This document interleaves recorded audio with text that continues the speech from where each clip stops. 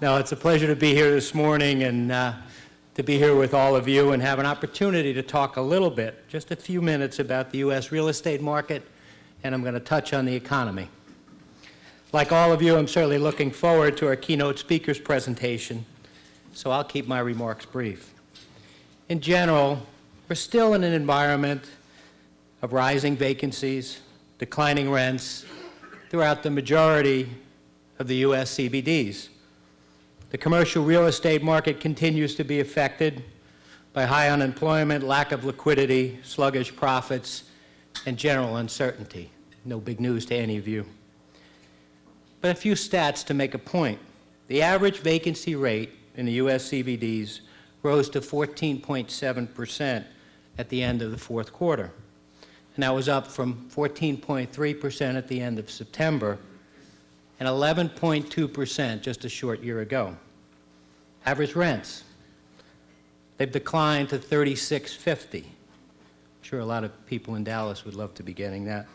So the average is $36.50 from $37.20 in September and $40.40 a year ago.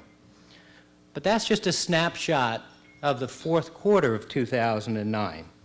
If you look at the real fundamentals, in the context of the entire year, it's evident that the market has started some kind of recovery.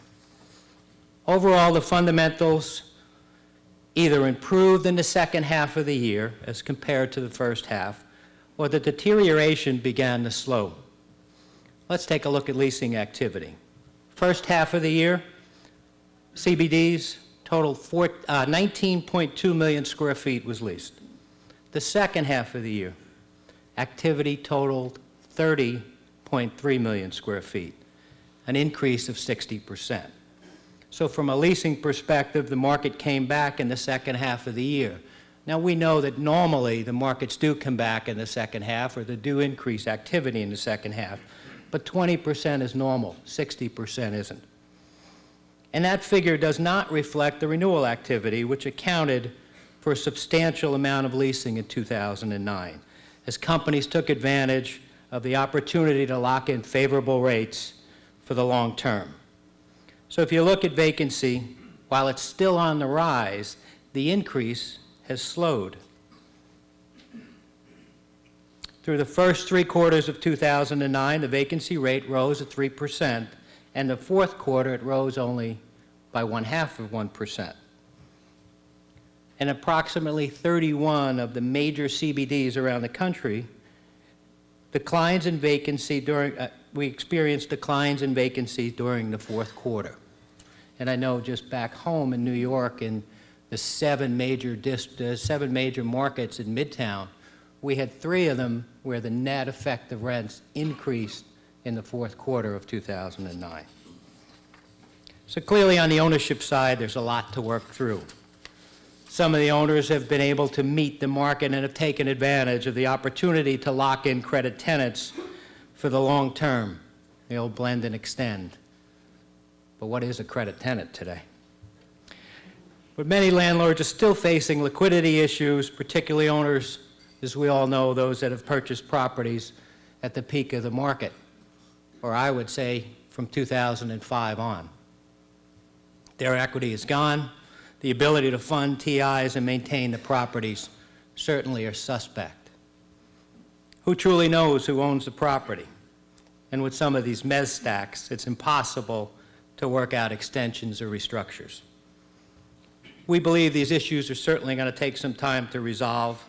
You'll see some opportunities, some great opportunities to acquire assets in the next year, in the next 24 months. And certainly, from everything that I hear, there's enough money on the sidelines. So the market will work through these issues. It always does. We are beginning to see it happen. We're beginning to see some owners have been able to refinance. Some owners have agreed to restructure debts with their lenders. And if the economy cooperates just a little bit, I think we'll see it continue to improve. Now, before I transition to a comment or two on the economy, let's just touch on Dallas. So at 29.4%, Dallas's CBD has the highest vacancy rate in the nation, roughly double the national average. The suburban vacancy rate is 23.3, certainly closer to the national average of 19.3% at the end of the year. But once again, let's twist the stats and make it in a broader context. The picture is more positive. Quarter over quarter, Dallas's CBD vacancy rose only slightly from 29.1% to 29.4%. And the suburban market was relatively stable with a rise from 22.4 to 23.3. So just some small upticks in the vacancy market.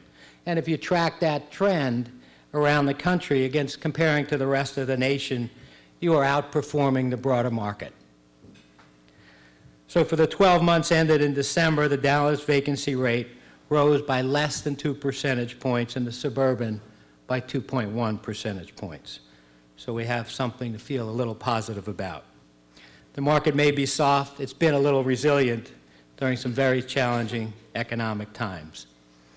Now, at the risk of being completely contradicted in a moment, Cushman Wakefield's position on the economy, I'll give you a little bit about C&W's position on the economy. We believe we're really in the early stages of an economic recovery. Yes, employment is still declining, but it's declining at a much slower rate than at the start of the recession. And it looks set to grow for 2010.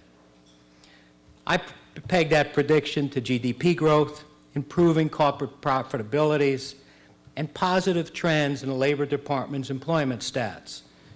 And amongst the most compelling for all of us in the real estate industry is that while overall payroll employment certainly has continued to decline, office-using employment, the employment that we all really care about and is closely associated with office buildings, has actually increased by 150,000 jobs since August of 2009. These jobs are in, surprise, surprise, the financial services industry, professional services, and information industries. And while the economists are predicting a slow recovery, one consideration certainly is that the depth of the recession could drive the strength of the recovery. Many companies have cut their workforce substantially and are operating very, very lean. We all know that feeling. So as the economy returns to growth, these companies will need to hire rapidly. So it's a brief overview, a brief feeling of where I see the market today and what to expect for the months ahead. Clearly, we're in transition. The fundamentals seem to be improving, but ultimately it's going to come down to what happens in Washington, D.C. that is going to drive the speed or lack thereof of the recovery. So thank you all for being here this morning. It's a pleasure to meet you, and have a great day.